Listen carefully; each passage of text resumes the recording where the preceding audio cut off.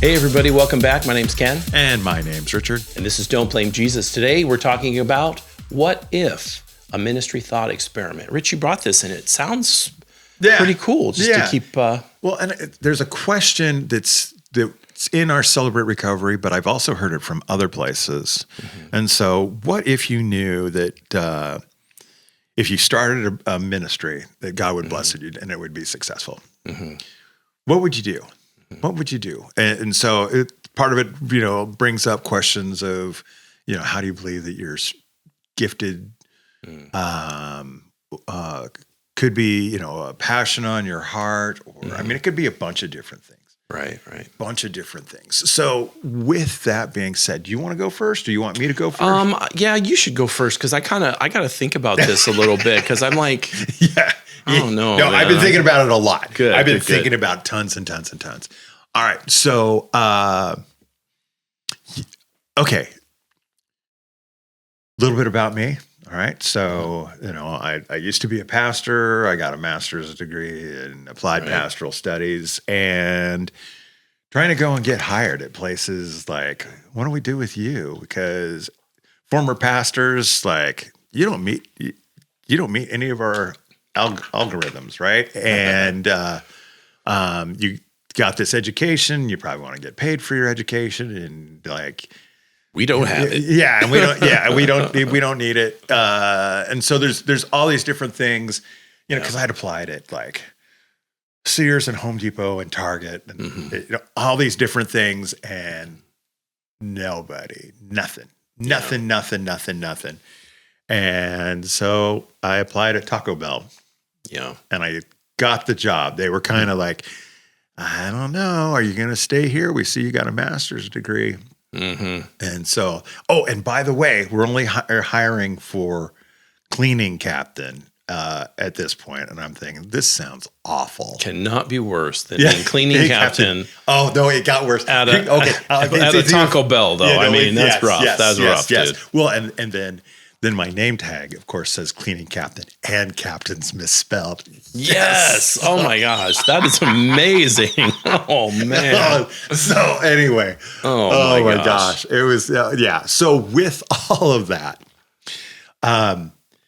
it was good just to see what food service life was, and and I really cared about the people who I was working with. And some of them I had over to the house, and whatever, and hung out and played video games or whatever. And some of them I took to church, and I was always, when I could, I'm sharing my faith. And they got to see the entire thing when I got diagnosed with cancer and, and God miraculously healing me. One thing we did on Fridays is we did Friday Fun Days because and Friday Fun Day meant we're going to bring some snacks. We're just going to bring snacks because this is not very fun. This every once in a while you do something and then they'd yell at you like you lost an astronaut. And so, gosh, dude. so anyway, you remember this is a Taco Bell, right? right. Yeah, but rocket science. Yes. And so, and my heart just broke for the people that I worked with. Yeah. Because, life had been rough. Yeah. For almost all of them. Yeah. And there was a lot of pain. And one of the things that is so much fun with fast food is, guess what? You're going to work at least one day of the weekend. Always. Yeah. Always. If a lot of people, you got to work 2 days, of the weekend, right? Especially when you start out in your lower. Yeah. All right. And you're like, almost nobody, or even if you move up to management, they want to have managers there on the busiest days. And so the weekends are oftentimes busiest. All right. So with all of that being said, and then the last job that I had, before being a church custodian again, I was working at a pizza restaurant. Mm-hmm. Okay. And so kind of the same thing. I mean, I really cared for my coworkers and, and try to make it fun. I brought chocolates from Ukraine, Come on. How can you not like that? So whatever to make things better.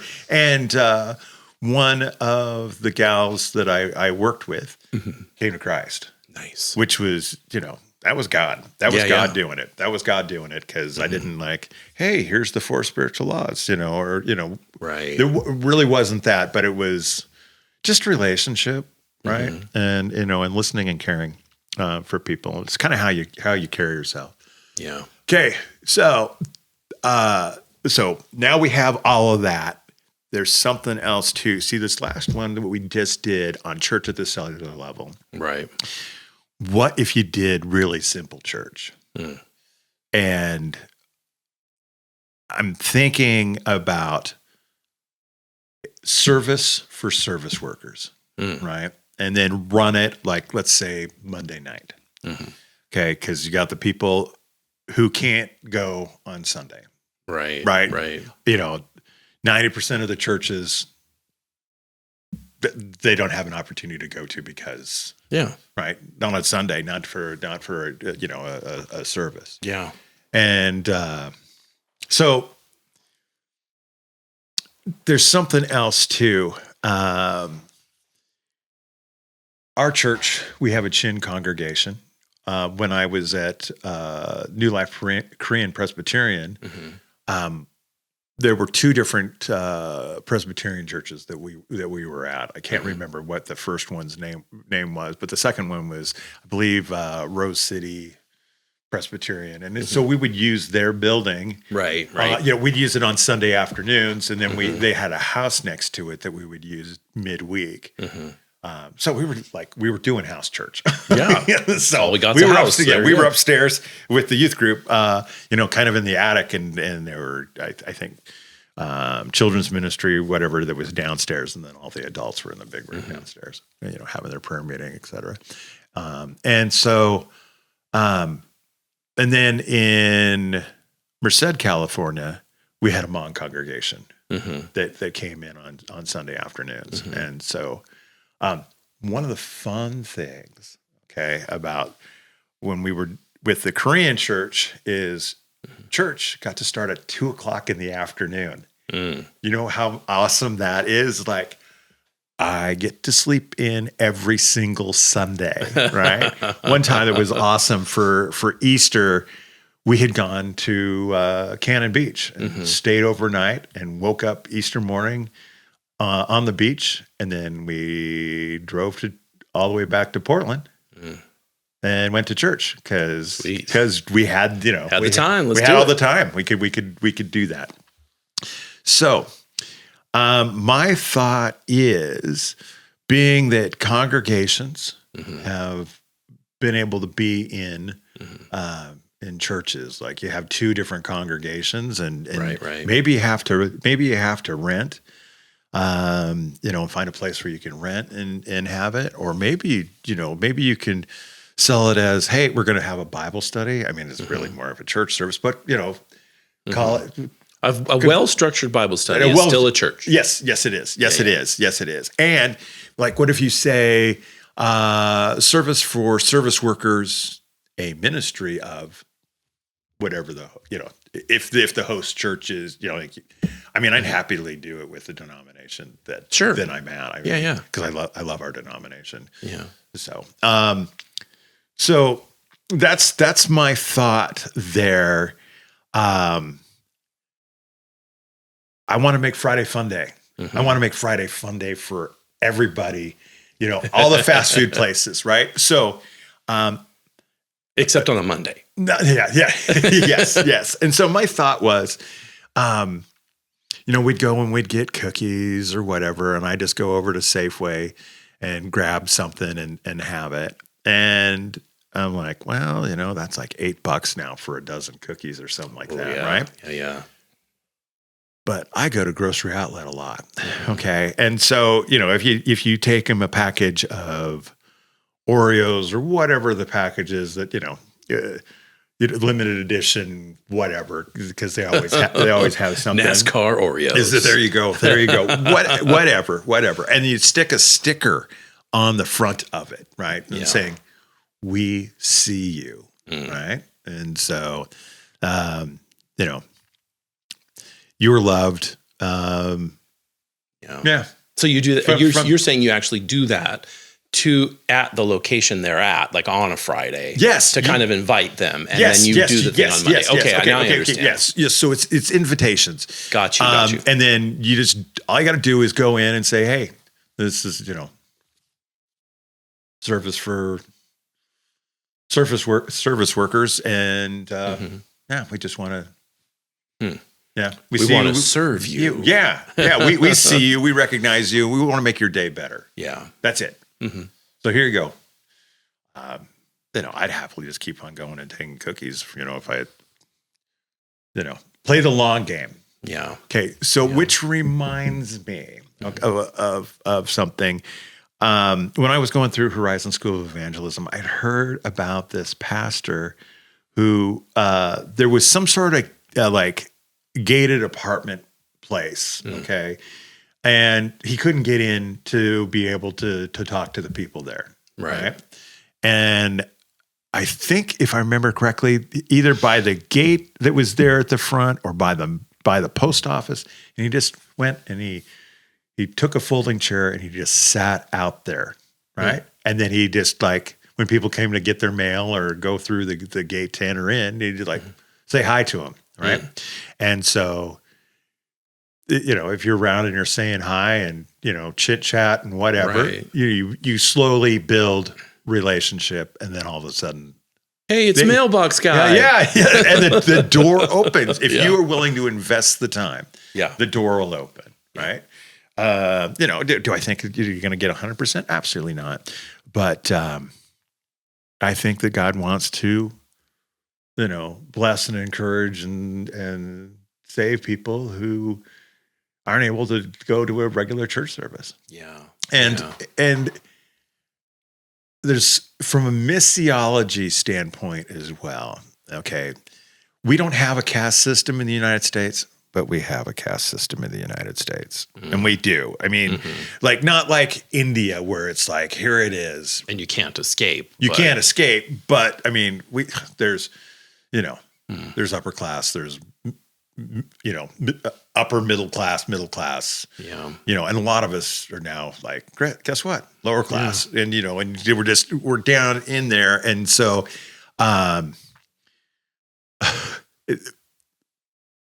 with that demographic, there's a lot of churches that are just not looking for that.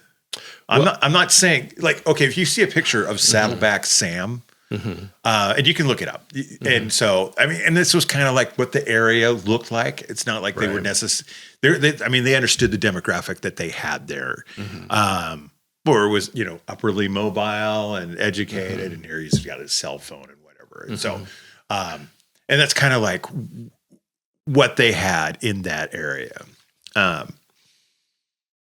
I know that we have a lot of people who, it's fast food. And one thing I would probably want to do with this is not really beat the drum on tithes. Oh, yeah. Okay. Because when I was in Scotland, right? Yeah. And it's there's a certain part where I don't want to join your club because I can't afford the 10%. Scots are thrifty because, things are really expensive in Scotland and the pay's not all that great, right? Yeah. And so, to lose 10%, that's really hard. And especially if you're coming from completely unchurched, right? Yeah. Take an offering. God puts it on your heart. Cool. And if you can't, cool. All good. Because we want to serve you. We want to serve you. Yeah. So to do cookies with a sticker invitation on there. And if you keep on showing up and it's the cookie guy, right? Darn right, man. Right. And so, and maybe, some weeks it's hey, we changed it up. It's red vines this week. We got a sticker on the front, but it's red vines, or whatever it is, because things change at Grocery Outlet. Yeah. Right. And so it's hey, I think we could go and and buy 20 packages of this and go out to 20 different, fast food places or wherever else that service workers are. And if other people show up because hey, I'd like to go to a church service on a Monday and can't go on Sunday. Right. It's not like we're going to go, I'm sorry, we're turning you away at the door. Yeah. Did you get a cookie invitation? Then you're not welcome. No, you're not welcome. And if we reach that demographic, it's like, and where do you work at? Mm-hmm. Cool. You work at, you work at Taco Bell, you work at Domino's. That's awesome. Yeah. That's awesome. Join the club. We understand. We understand and we love you. And we just, and just pray for their needs. The gal who came to Christ at the pizza place. We prayed for some stuff that was like, wow. Those are some ridiculous hard things, and God did the miraculous. Yeah. And I was like, no way. That is super awesome. And God just does. Yeah. And if we go and we pray for things, obviously I'm no miracle worker, but when we put it in God's hands and go, for example, I got a friend from CR, and we prayed for him. He had a tumor in his elbow. Ooh. Yeah. And so we laid hands on him and we prayed for him, and God took the tumor away. And then, That's one of those awesome, where the doctor's going, I swear it was here. Yeah, it's miraculous. I guess. I got no answer. Exactly. Oh, and so my other thought too, right? Because people sometimes are just scared by pastors. Mm-hmm. Okay. Not that I think pastors are scary. Some are, but just in general, I don't think pastors are scary. We've talked about a few scary ones. Right. Yeah, but we know those ones. Yes. And I just want to say to my pastor, he's awesome. I love him. Yeah. But with that being said, if we come in and saying, I'm a lay leader, right? And I do have Bible school education, but what I'm doing is ministry, and I'm being a minister. You can call it what you want. I don't care. Well, you're essentially being like a missionary to people who aren't getting reached. Yes. You happen to go home to your house at night. Yes. And you're not in a foreign field, but you are reaching people right. that are not getting reached. Exactly. And to me, that's exciting. That is. That's good. That's really, really exciting. So my thought was, and I shared it with Mike Cabral. So Mike was also at Multnomah with us, right? Yeah. And he's been a church custodian as well. Yeah. Okay. And I'm like going, what if it was like two custodians doing, team preaching, Mike, that's a different thing. That seems like that's a lot less daunting, man. You could just you're not responsible for every single week. No. Well, and also I think it makes it less scary. Yeah, for sure. It's a couple of custodians. Mm-hmm. And my thought too is both Mike and I, we have other jobs. Mm-hmm. Okay. And this is kind of in my wheelhouse as far as my family tree. My great grandfather was, if I understand correctly, a Baptist minister. Sweet. And a sharecropper. So, the church wasn't able to pay him enough that he could make it on that. And so bivocational, if you are bivocational pastor, God bless you. Absolutely. Paul was, and he wanted to be able to give of himself. And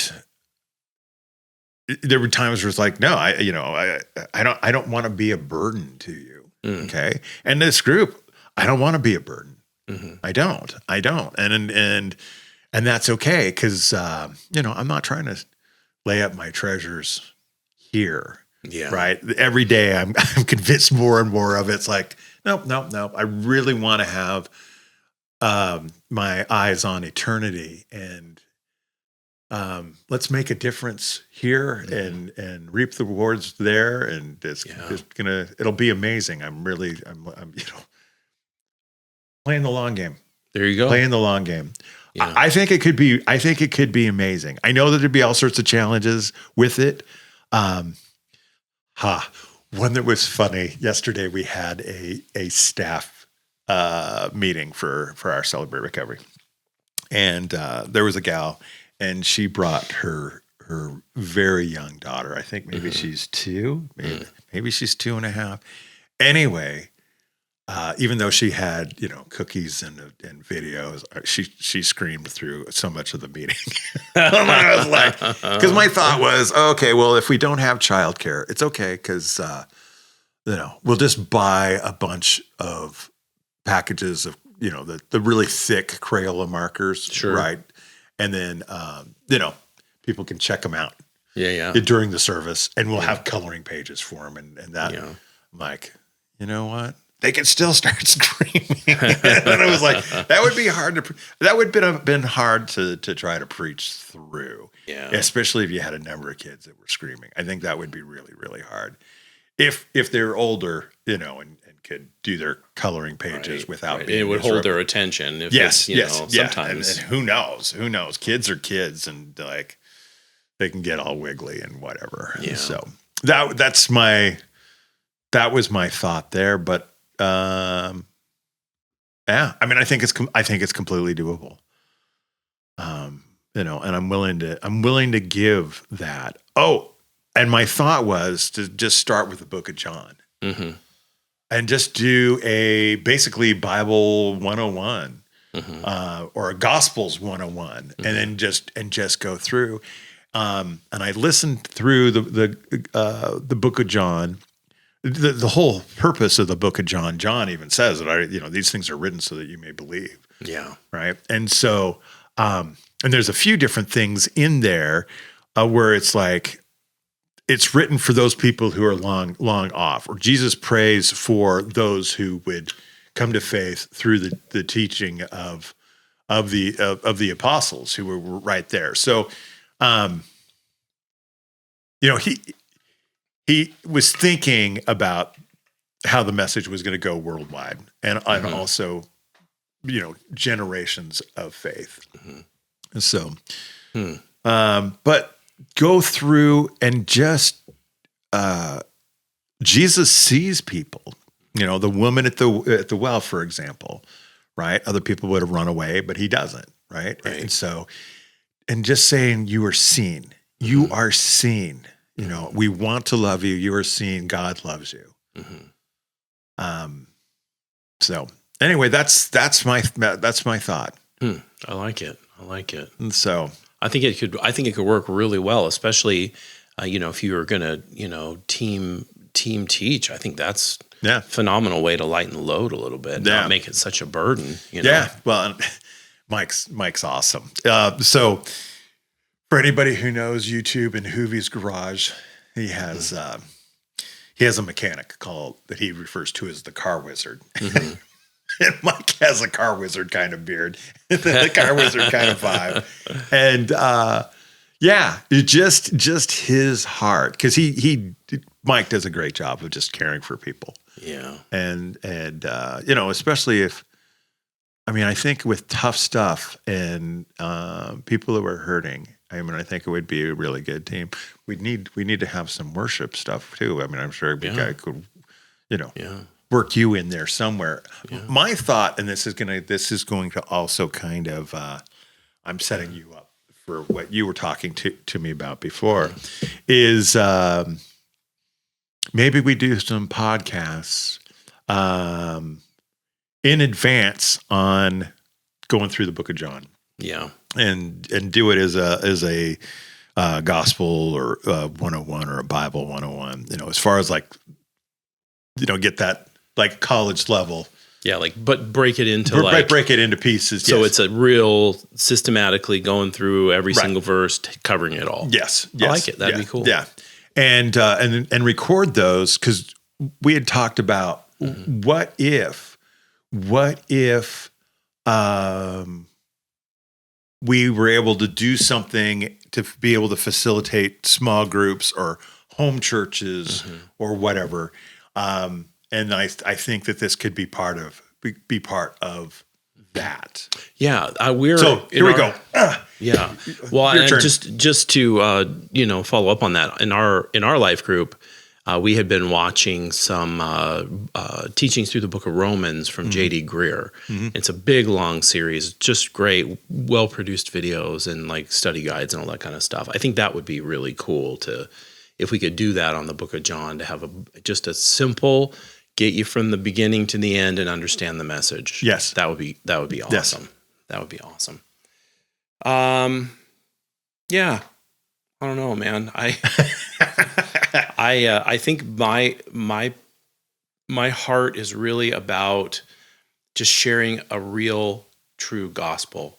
One of the things that over the last several years I've really just come to understand the gospel in its grace and in its simplicity, and unburdening all of the churchianity off of it, to try and make it so like you know what you believe, and you know that what you believe is enough to be saved. That's my heart, is that people would know that, because I see a lot of times teachers they'll say, oh, you got to believe, and then they'll say you got to repent of your sins, and you got to keep doing all these things, and if you mess up, then you got to go back and start kind of over. And if you're it puts a lot of proof and work on the person, and I don't believe that's what God had for us.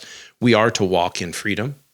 We're to walk in faith, in the Spirit, and that is our obligation. But to constantly be wondering whether you're doing enough or anything like that, I just want to kind of get to the most simple, basic, what is the gospel? Like if it worked for the thief on the cross, that's what I want. And then what's the next step? Okay, if he wasn't on the cross, what will be the next step? Teach him to obey and baptize him. Simple. Then what's the next step? Just like keep going, but start with the very basics so someone can get on, because I feel like I spent a lot of time, going to Bible college and everything I did, still not having real good assurance, because I wasn't taught about spiritual warfare very well, and I wasn't taught about the flesh versus the spirit and all that kind of stuff. And so those are the things that I'd like to continue to like do content on, whether it's on Don't Blame Jesus or another channel, whatever. I just feel like that's what God has kind of made me, because I've sought so hard to understand it. Hopefully I could teach it clearly and easily to others. That's kind of what I was thinking. Yeah. Well, and I want people to fall in love with Jesus. I mean, I think that's the biggest thing. Right. And so, what Jesus did on the cross is absolutely amazing. And what we have been offered, what we have in through by Christ is just unbelievable. And then once we realize God's grace, right, that empowers so much. Yeah. And so that's what I found with recovery. I learned more about God's grace from recovery than I did from all of seminary. Yeah. And so, yeah. And so, God, I mean, his forgiveness is so amazing. Where it says in 1 John, Christ died not only for our sins, but for the sins of the whole world. And you look at the world and you see how much sin there is, just like so much garbage. And you're like going, wow, that what happened on the cross, that's gigantic. Yes. Because I think I've talked before about it, about that debt clock that's there. Yeah. Okay. All right. And so, if the debt clock is just, speeding through the numbers, if there was a sin clock that was, international, right? I mean, just I can't even imagine how fast those numbers would be going, the huge debt of sin, especially when you sin for all times and, all the barbaric stuff that happened in the past, and just crazy, yeah. And the cross is bigger. His cross is bigger than all of that and can pay for all of that. If all we do is respond to the beauty and love of Christ. I mean, he's so amazing. So yeah, I think, and again, with recovery, it's not about white knuckling, like sobriety. Like not going to do this. I'm not going to do these. I can't, don't do this sin. Don't do this sin. What is it? What is you thinking about? Well, I'm thinking about the sin that I don't want to do. Don't think about that elephant. Don't think about it. That's like, no. No, if you fall in love with Jesus, right? Yeah. And, and I think I've shown it to you before, and I still absolutely love it, where, it is the meme with, Sam and Frodo. And Frodo's going, I'm going alone. And Sam's goes, I know, and I'm going with you. And so the Frodo going alone is faith. And Sam going, I know, I'm going with you. That's works, right? It's so, it's faith alone, but works they're going to follow. They're going to follow. We're invited to do those good works that are prepared for us in advance to do. Absolutely. There's no doubt about that. I think where people get confused is they might necessarily confuse works of the law with just works of love. Yeah. And that's, God's not saying, those works that we do would be like, obey the 10 commandments and do all these, meet on Saturday or whatever, all that kind of stuff. He just like, when I put something in front of you and someone is in need and hurting, you minister to them. That's it. It's not harder than that. Yeah. And I think we get it. I think we try and make it into something real difficult because I think people, what's that saying? Like, it's much easier to do something than it is to be something. And so trying to do things to prove that you are a believer is futile. Be a believer. Yes. Yeah. Let it flow out. Yes. That's the way it should happen. Yep. So. Yep. Anyway, hey, I think it was pretty good. I liked it. Yeah. We'd like to hear from you. If you want to tell us something, please put it in the comments. I mean, give us a thumbs up. Heck, even give us a thumbs down if you want. That'd be okay too. We want to see you, right? Yeah. So please do that. There is one other thing that Ken and I had talked about before, because it's about moving out in faith and letting God steer you. Okay. Yeah. So there's a surprise at the end of this episode. Yeah. Okay. We'll leave it at that. Okay. Well, hey, as we always say, if you heard us say something stupid, remember, don't blame Jesus. That was our fault. And we'll see you on the next one.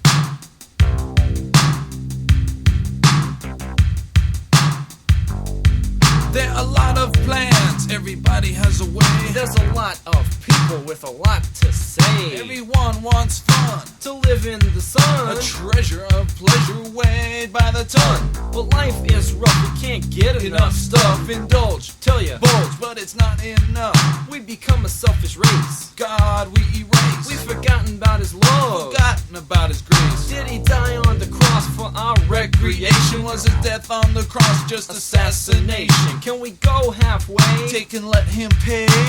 Live how we wish, play how we may. Is your life this way? Stuff can't get enough. Stuff can't do enough. Stuff can't eat enough. Stuff. What is stuff? It's a handcuff. I believe in God. The devil does too. I go to church. So what does that do? You go to church, but your life doesn't show it. And if you didn't make it a point to tell me, I sure wouldn't know it. It was the God of love that bore the murder stain, killed on a cross because of our sin. We don't deserve this grace. He didn't have to take our place, The weight of all our sin, he didn't have to face. but he did. And he gave us a choice To go our own way or to follow his voice. He is not a credit card to use when life gets hard. A channel for blessing while his death we disregard. He died so we could die to sin. Be turned around and cleansed within, Made clean so you can win win stuff. Can't get enough. Stuff. Can't do enough. Stuff. Can't eat enough. Stuff.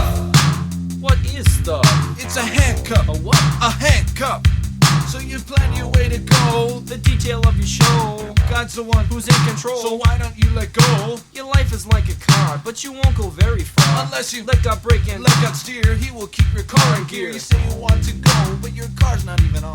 Man, you're sitting in a lounge chair in the middle of your lawn. God's truth you start to ponder. But then you start to wonder. Concentrate. You cannot wait, you must be a responder.